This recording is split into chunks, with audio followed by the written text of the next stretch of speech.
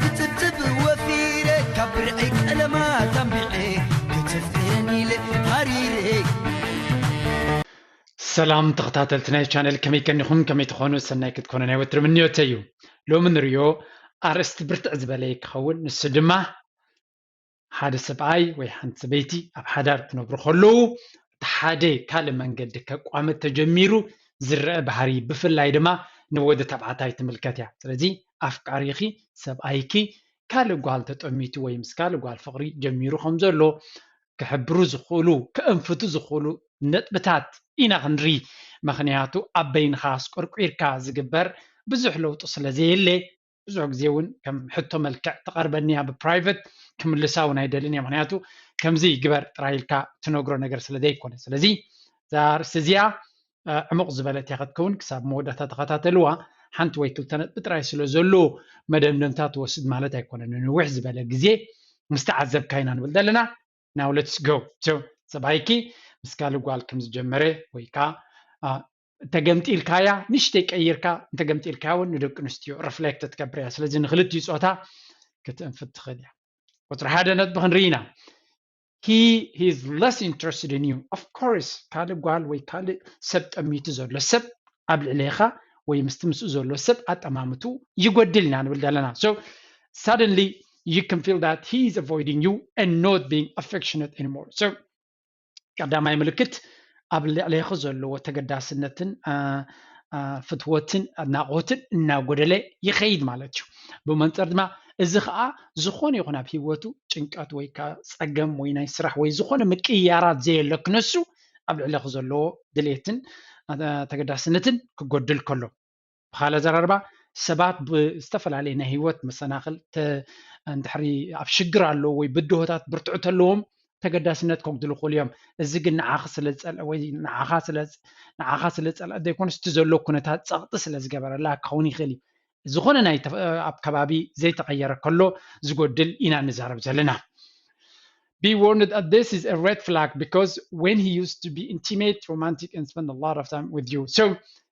ملكت يزدما قدم مساخ زلو تقداسنت حاليو مكب خاب صبغ نيرو زي بزي زخون يكون لوتي كغدل ويكا كإلن تترايو أبيوتو دما زخون حزن ويشجر وي صقما زي لوكنوس انت خوينو زي ملكت you already يبلعنا مالتي if you can feel that he's more interested in doing these things with other people it's clear that he's developing an attraction toward someone else ስለዚህ እዚ ድማ ካብ ኣኻዲሞ መስካል ክገብሮ ጀሚሩ ኩሉ ስለ ዝኽእል መስካል ሰብ ኣካል ምምርኻብ ጥራይ ዘይኮነስ ብኢንተርኔት እውን ክኸውን ይኽእል ስለዚ ምስትውዓልን ተገዳስነትን ዝሓትት እዩ ዝቕፅሉ ነጥብታት ድማ ፅቡቅ ገይሮም ከብርሁልና እዮም so ቁፅሪ ሓደ ሪኢና ኣለና ቁፅሪ ክልተ he can get away from his phone so መብዛሕትና ሎሚ ኩሉ ዓይነት ዝምድናታት ንፈጥሮ ምስ ዝኾነ ዓይነት ሰብ ብፍላይ ምስ እንፈትዎ ሰብ ናይ ቴሌፎን ኮንታክት ኣለና so ودي يكون مسودي مسقال قال ماله كله اتزقربنا زلينا نسب بتليفون وي بإنترنت كونكتد جنا مستسبتي سلازي مش تليفون عمق زندنا حدا نجر كأنفت سلازي خليه maybe he never used his phone a lot before but now he's glued to it and can be concerning سلازي منال بعد تودي قدم تليفون بزح يتقمن وي كابزح قد سلاني يرخون غلي وينساون زي تقد سلات دربيان يراح تكون تخلع all the sudden get cap telephone زي فليو تليفونهم كتنكفلهم زي دلين تخينهم there is a sign in here as well so it's reasonable that of course التسبتي بنات يوتيوب كتريلو ويناتو قال نجار كتقبروا له ابنات سوشيال ميديا كتاتويو زي دلك خون خلي the private issue لكن تليفوني اي تنكفلي بفصم اي ترعي لي تليفوني كيت تنكفلي تبلن دار خوينا ويز بلن تخينو سلامنتاي بفلاي دما بحضرت لنا اتخالاي ناسي مسانا نخنبر ودي زلي سلازي كابو فلو يمستير كله نايبلون يس ندليتاتنا كله دليتو كم حضروا له مالتنا يكونن بحفشا جن تليفوني تنكفلي ملقتي اي تراي لي مبال كال ونك انفت سلازخ عبب السرات ني تخاتلتي نايس چانل مچم ابتي قلاوي تحستوتات ويكا كورسات ناتي بزحات تمحيكم ممكن تمحارتو دليون كم زلو يفلتي انبار بغنيات بمغنيات نجمار نايز عامت بزح كورسات ناتا نحاصير وان ديسكاونت غيرنا لنا كيتكم ات كورسات كويب سايت وسيتكم اكشن وسدو ثانك يو فيري ماتش ስለዚህ كنببيلو وي كان عزز زسحقو وي زقدسو فيديوتات ابناتو اتيخاي تراي لي زبل تخوينو وي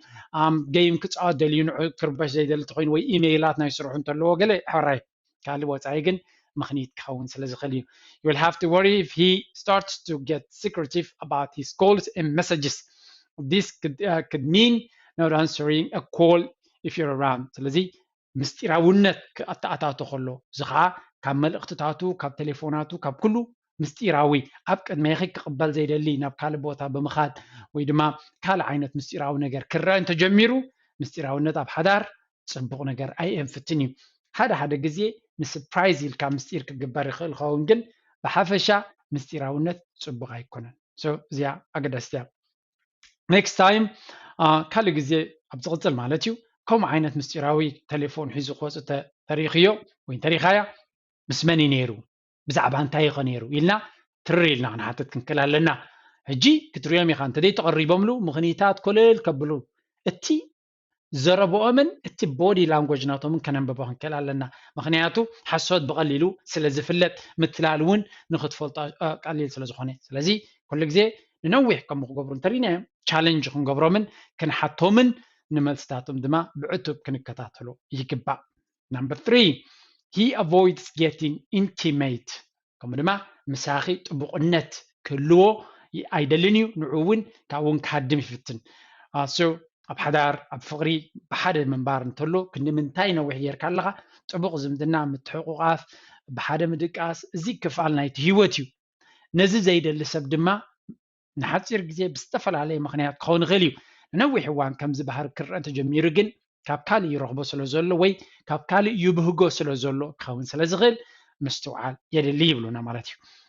so ከምኡ እውን ምናልባት ሓደ ግዜ ንኸይፍለጥ ሰብ ነቲ ክገብሮ ዝግብኦ ነዊሕ እንድሕር ጌርካ ኣብ ሂወት ንኸተምስል ዝግበር እውን ኣሎ ስለዚ ከምኡ ከይከውን እውን እቲ ምሳኺ ዝራኸቦ ዘሎ ወይ ንዓ ክትሰማኩ ዘሎ እውን ግቡእ ኮይኑዎ ጥራይ ክኸውን እውን ስለ ዝኽእል እሱ እውን ምስትውዓል የድልዮ warning መጠንቀቕታ ኣብዚ እንታይ ይብሉና ኣለዉ if he is withdrawing from you it could be his thoughts and love for someone else are already on fire ስለዚ ካባኺ ዝሓድም ተሎ ካባኻ ትሓድም ናይ ምህዳም ምልክት ተርኢ እንተላ እንታይ እንፍት እዚ ኣብ ካልእ ቦታ ቃልቃል ዝብል ባህግን ፍቕርን ስለ ዘለዎም ናብኡ ገጾም ይኸዱ ስለ ዘለዉ እቲ ስምዒታቶም ናብ ካልእ ሰብ ከይዱ ስለ ዘሎ እዩ ካባኻ ክሃድሙ ዝፍትኑ even when you wear your sexes ከምኡ ድማ ፍላይ ትወዲ ንኣብነት ታጓል ፅቡቕ ብጃማ ናታ ኩሉ ነገር ሴክሲ ዝኾነ ነገር ጌራት ዝበለፀት ኮይና ምሸት ነቲ ወዲ ክትቀርባ ከላ እዚ እውን ደይስዕበቶ ኮይኑ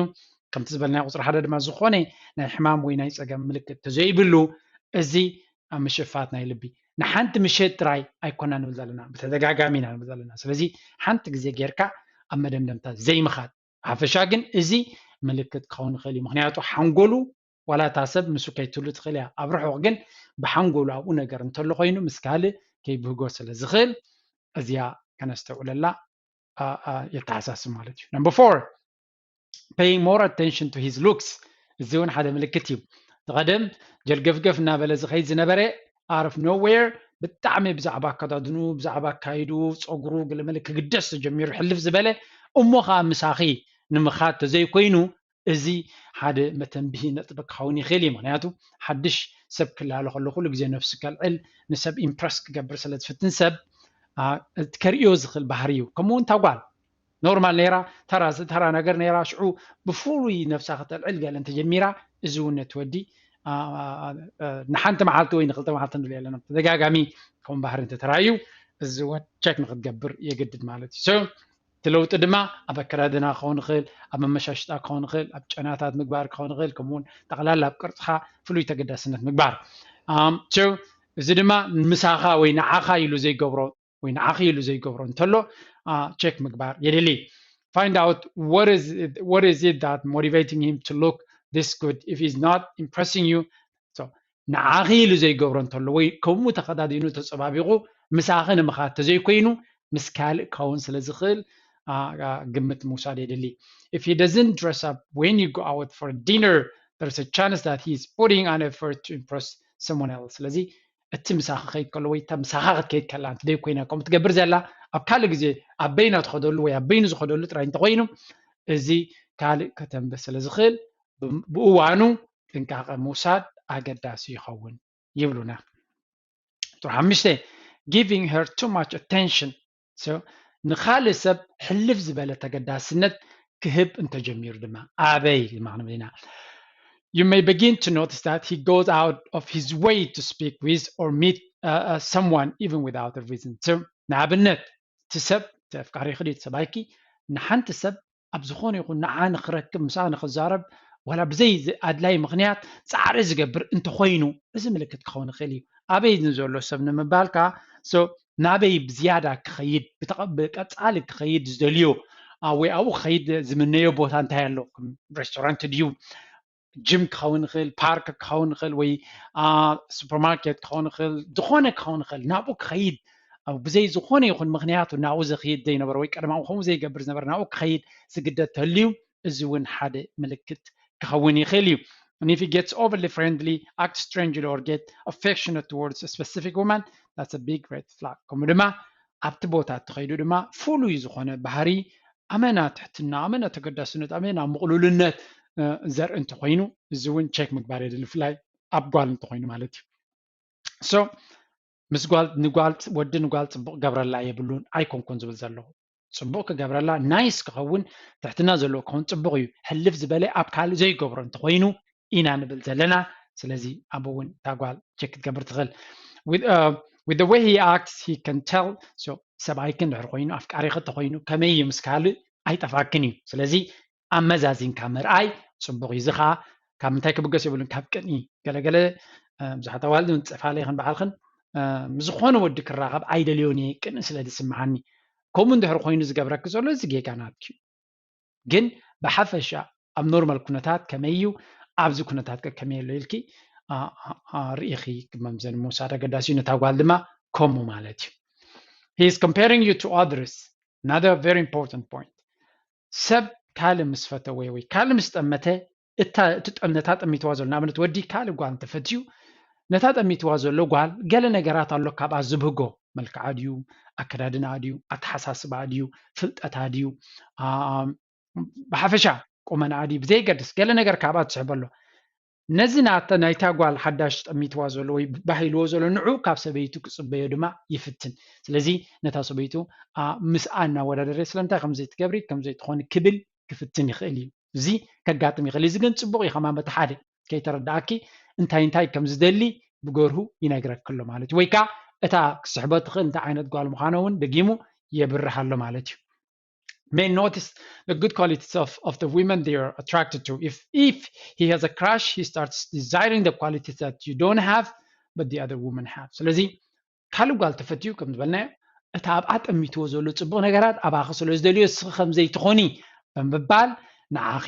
ምሳኺ ክዘራርብ ይፍትን እዚ ድማ ኣብ መሸሽጣ ክኸውን ይኽእል ኣብ ኣከዳድና ክኸውን ይኽእል ኣብ ኣዘራርባ ኣብ ኣናብባ ኣብ ስራሕ ኣብ ንጥፈት ኣብ ኩሉ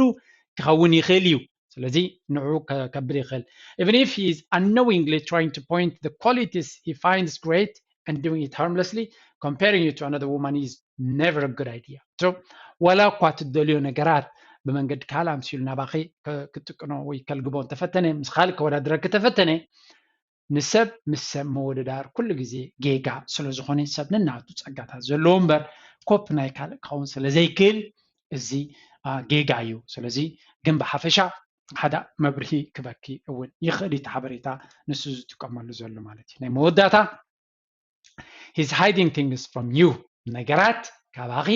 ክሓብእ ክጅምር ከሎ ወይ ካባና ታጓል ካብቲ ወዲ ነገራት ክትሓብእ ክጅምር ከላ ሞስ እዚ ድማ እንታይ ክኸውን ይኽእል መብዛሕትኦም ኣብ ሓዳር ዘለዉ ኣብ ፍቕሪ ዘለዉ ወይ ከዓ ሲሪየስ ሂወት ዘለዎም ሰባት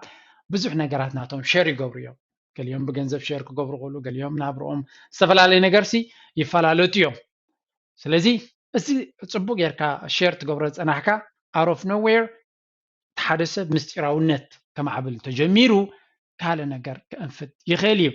so ካብቲ ዝነበረ ሓደ ነገር ክቀያየር ተጀሚሩ ምኽንያት ኣለዎ መቀያየሪ ስለዚ እንታይ እቲ ምኽንያት ኢልካ ንኽትሓትት ድማ ይግድደካ ብፍሉይ ድማ ምስጢራውነት ምስ ዝኸውን እቲ ጉዳይ ማለት እዩ if you accidentally see his credit card bills he doesn't give a straight answer ንኣብነት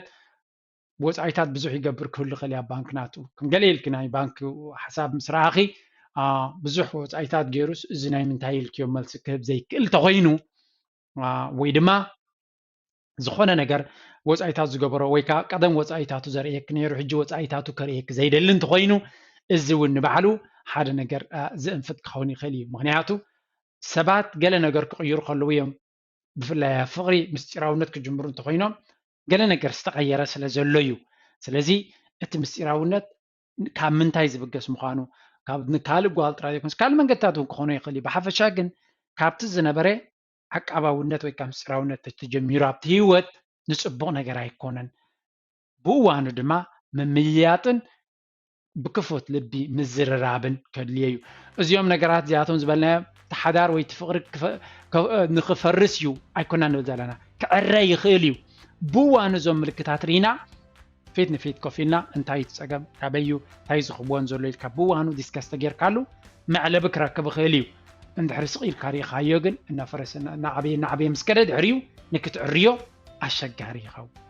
ዕላማ ናይዛ ቪድዮ ከመይ ጌርና ሂወታትና ብምርዳእን ብምስትውዓልን ፅቡቅ ሂወት ንምስርት እምበር ከመይ ጌርና ንተፋነንን ንሰሓሓብን ኣይኮነን ዕላማናተይ ቾ